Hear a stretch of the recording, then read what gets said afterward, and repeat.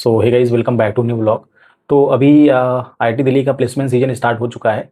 Resume बनने वाली जो प्रोसेस है वो स्टार्ट हो चुकी है। तो देखो, रिज्यूम आईटी दिल्ली में जब तुम आओगे, या फिर जो भी बच्चे जो भी गेट की तैयारी कर रहे हैं या फिर जेई की तैयारी कर रहे हैं, उनके लिए देखो वीडियो काफ़ी हेल्पफुल होगा। क्योंकि इसमें सारा तुम्हें रिज्यूम कैसे बनाते हैं, और रिज्यूम जब आईटी दिल्ली में आते हो तो कौन सी वेबसाइट पे आपको रिज्यूम बनाना पड़ता है, और कितना ड्यूरेशन आपको दिया जाता है रिज्यूम बनाने के लिए, सब कुछ इस वीडियो में बात करेंगे। तो ये ब्लॉग तुम्हारे लिए काफ़ी हेल्पफुल होगा। इस ब्लॉग में कुछ हम आईटी दिल्ली की चीज़ें नहीं दिखाएंगे, इसमें तुम्हें काम की चीज़ें बताएंगे, ठीक है। तो देखो, हम आईटी दिल्ली को देखो, ये हमारा ओसीएस का पोर्टल होता है। तो जब ओसीएस के पोर्टल पे जाओगे ना, तो हमेशा आपको एक्सेस नहीं मिलता है, ठीक है। ये हमारा देखो प्रोफाइल है यहाँ पे। तो आपको हमेशा ओसीएस का एक्सेस नहीं मिलता है। जब ओसीएस में रिज्यूम बनाने की या फिर कंपनीज आना शुरू हो जाती हैं, तो ही आपको इसका एक्सेस देखने को मिलता है जो है कि। तो अभी हमें एक्सेस मिल गया है, क्योंकि हमारा रिज्यूम वाला बनने वाला प्रोसेस स्टार्ट हो चुका है, और हम भी अपना रिज्यूम बना रहे हैं। जो हमारा डेडलाइन था, सबसे पहले ओपन हुआ था जो है कि 11-12 को, फिर हमें 3-4 दिन दिया गया था। उसके बाद बहुत सारे बच्चे कंप्लेन किए कि भैया रिज्यूम, मतलब बहुत लोग बच्चे जो है कंप्लेन किए कि मैम रिज्यूम नहीं बन पाया है, थोड़ा डेडलाइन बढ़ाओ। तो अभी फिर से 2-3 दिन का डेडलाइन हमारा बढ़ा हुआ है। तो देखो, तुम्हें बताते हैं कि रिज्यूम में क्या क्या है। तो सबसे पहले देखो, ये सीवी इन्फो वाला पोर्सन है। इसमें तुम्हें जो है कि अपनी प्रोफाइल यहाँ पे लगा सकते हो, अपना फोटो, जो कि मैंडेटरी होता है, फोटो आपको लगाना ही है।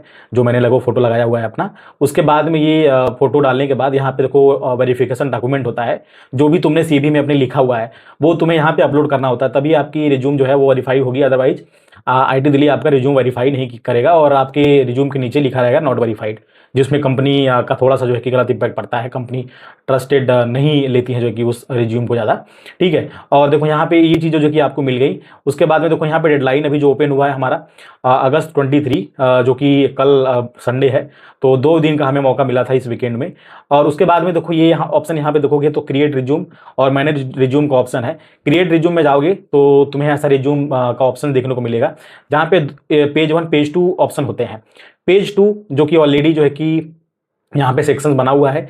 एक्स्ट्रा सेक्शन आप ऐड नहीं कर सकते। जो सेक्शंस यहाँ पे हैं, उन्हीं सेक्शंस में जाके आपको कुछ चीज़ें भरनी होती है। इसमें क्या है कि पीओआर जो पोजीशन ऑफ रिस्पॉन्सिबिलिटी होती है, ऑलरेडी आपका ओसीएस की तरफ से ही फिल होता है।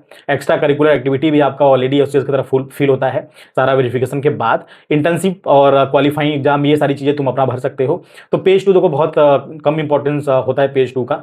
उसमें पीओआर, ये सब एक्स्ट्रा करिकुलर एक्टिविटी, यही सब चीज़ें होती हैं। उसके बाद में पेज 1 में जाओगे तो सबसे जो मेन चीज़ आता है वो आपका पीओ इस वाले सेक्शन में आता है, पेज 1 वाले में। पेज 1 वाले में देखो, क्वालिफाइंग एग्जाम, जो भी एग्जाम तुमने क्वालिफाई किया है वो यहाँ पे डाल सकते हो। और इंडस्ट्रियल ट्रेनिंग, जो भी आपने ट्रेनिंग की है वो डाल सकते हो यहाँ पे। और वर्क एक्सपीरियंस, उसके अलावा जो है कि इंटर्नशिप है, थेसिस है। क्योंकि आईटी दिल्ली में आओगे तो आईटी दिल्ली का थेसिस चलता है तीसरे सेमेस्टर में। तो वो थेसिस आप यहाँ पे लिख सकते हो। जिस भी रोल के लिए आप अप्लाई करते हो, अगर आपकी थेसिस अच्छी है तो काफ़ी इम्पैक्ट जो है कि पड़ता है कंपनी के इंटरव्यूअर पर। वो मोस्टली क्वेश्चन आपसे इंटर्नशिप से रिलेटेड पूछते हैं। यहाँ पे प्रोजेक्ट और ये सारी चीज़ें जो है कि आपको जो है कि आप यहाँ पे भर सकते हो। तो देखो, मेरा जो रिज्यूम अभी मैं बना रहा था जो है कि, अभी बहुत सारी चीज़ें इसमें बची हुई हैं। ये मेरा रिज्यूम का पेज 1 है, देख सकते हो, ये पेज 1 है मेरे रिज्यूम का। और पेज 2 जो मेरे रिज्यूम का है, पेज 2 में आपको ग्रेड और ये सारी चीज़ें जो है कि डिपार्टमेंट रैंक, ये सारी चीज़ें दिखती हैं यहाँ पे।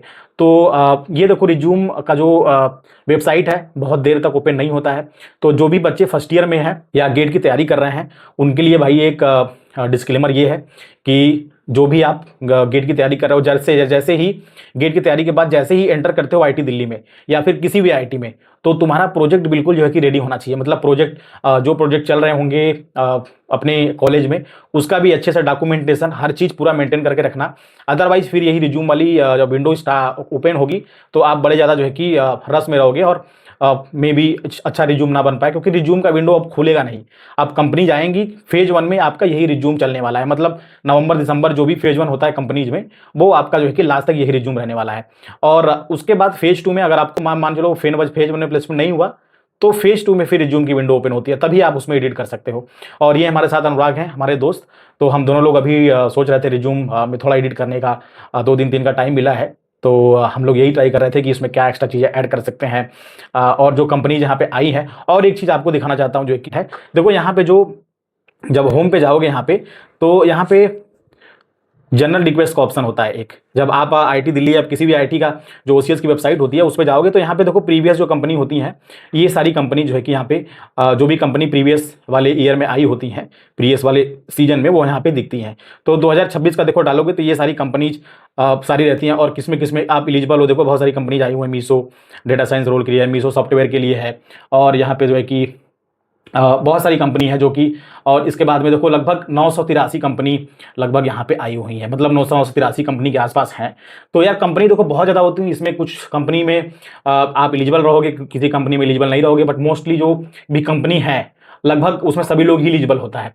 तो समझो कि कंपनीज बहुत आती हैं, कंपनीज की कमी नहीं है।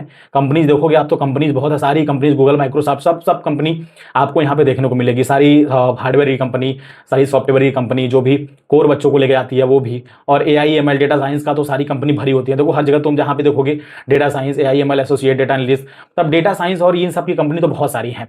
तो जो भी बच्चे हैं, जो लोग भी हो, को भाई डेटा साइंस एआई एमएल में जाना है तो अच्छे से अभी प्रिपरेशन एकदम अपना स्टार्ट रखो, और रिज्यूम बना के, प्रोजेक्ट अच्छा बना के अपने गिटहब में डाल के रखना। और वो गिटहब का जो लिंक है वो अपने रिज्यूम में भी डाल सकते हो, जिससे कि अगर कंपनी देखना चाहती है प्रोजेक्ट आपका, आपने जो किया हुआ है। तो देखो इसलिए मैं बना रहा हूँ क्योंकि हम लोग को भी पता नहीं था फर्स्ट सेमेस्टर में, सेकंड सेमेस्टर में हमें पता नहीं था कि ओसीएस की क्या प्रोसीजर होती है प्लेसमेंट का, और सीवी बनाने का क्या प्रोसीजर होता है। इसलिए हम लोग थोड़ा बहुत ज़्यादा अभी जल्दबाजी में है कि कैसे रिज्यूम बनाए, कैसे नहीं बनाए। तो बट आप लोगों को मैं ऐसे प्रायर में जो है कि आपको इन्फॉर्मेशन दे रहा हूँ, जिससे कि तुम्हें प्लेसमेंट के टाइम पे रिज्यूम बनाने में कोई प्रॉब्लम ना आए।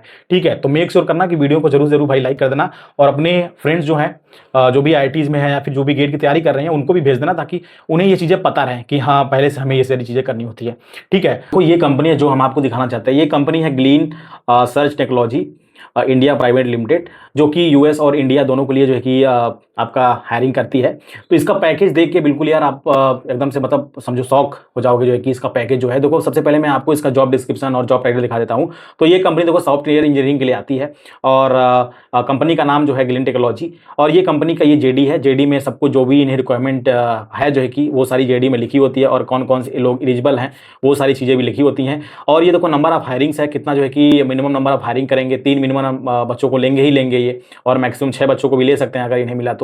ठीक है, और उसके अलावा जो है कि देखो इनका पैकेज आपको दिखाता हूँ कितना पैकेज ऑफर करते हैं ये। लगभग $2,50,000 US के आसपास ये जो है कि आपको देते हैं आईटी दिल्ली वाले बच्चों को, और इनमें लगभग जो है कि 1 करोड़ के आसपास जो है कि बैठता है इंडियन रुपये में। तो यार काफ़ी ज़्यादा जो है कि पैकेज है, और इन सब पैकेज को देख के ही लोग बहुत ज़्यादा मोटिवेट हो जाते हैं, जो भी सॉफ्टवेयर के लिए, जो भी डेटा साइंस इन सब रोल में इंटरेस्टेड है, इन सब कंपनीज का पैकेज देख के बहुत ज़्यादा मोटिवेट होकर बहुत ज़्यादा दिन रात पढ़ाई भी शुरू कर देते हैं। और ये देखो एलिजिबिलिटी दिखेगी आपको कि कौन कौन से बच्चे इसमें एलिजिबल है, एमटेक वाले बच्चे कितने एलिजिबल हैं, डुअल डिग्री के, बीटेक के, तो लगभग सारे ही, बीटेक के जो भी ब्रांचेज है वो तो सारे ही एलिजिबल हैं। एमटेक में कुछ सर्किटल जो ब्रांचेज हैं वो सारी एलिजिबल होती हैं। उसके अलावा भी बहुत सारी ब्रांचेज हैं जो कि एलिजिबल होती हैं एमटेक में भी। तो एलिजिबिलिटी की कोई प्रॉब्लम नहीं है। तो देख सकते हो कोई कहीं पे जो है कि एमटेक वाले एलिजिबल नहीं है, कहीं कहीं पे बीटेक वाले एलिजिबल नहीं है। तो ऐसा रहता है हर जगह जो है कि, लेकिन बहुत सारी कंपनी 900 के आसपास कंपनी आती है, जो मैं दिखाया आपको कि 900 के आसपास कंपनीज आती हैं। तो कंपनीज बहुत हैं। तो जो बच्चे अच्छे से सीरियस हैं, पढ़ाई कर रहे हैं और प्लेसमेंट के लिए जेन्युइनली जो है कि सीरियस है, उनका प्लेसमेंट तो बहुत बढ़िया लग जाएगा। ठीक है, तो चलो आज के व्लॉग में इतना ही। हम ऐसे ही आपको इन्फॉर्मेशन देते रहेंगे इंपॉर्टेंट, और मेक श्योर करना वीडियो को लाइक कर देना और चैनल को सब्सक्राइब करके रखना, क्योंकि प्लेसमेंट से रिलेटेड आपको बहुत सारी इंपॉर्टेंट इन्फॉर्मेशन जो है कि इस चैनल पर मिलेगी। ठीक है, तो मिलते हैं guys, bye bye, take care.